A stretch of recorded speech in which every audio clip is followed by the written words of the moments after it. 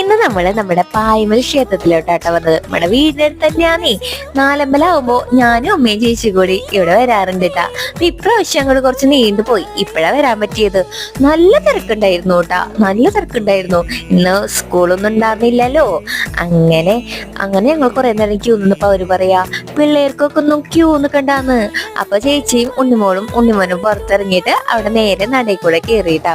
അത് കഴിഞ്ഞൊരു ശത്രുസംഹാര പുഷ്പാഞ്ജലിയൊക്കെ ചെയ്ത് ശത്രുക്കൾ കൂടിയവരാണല്ലോ.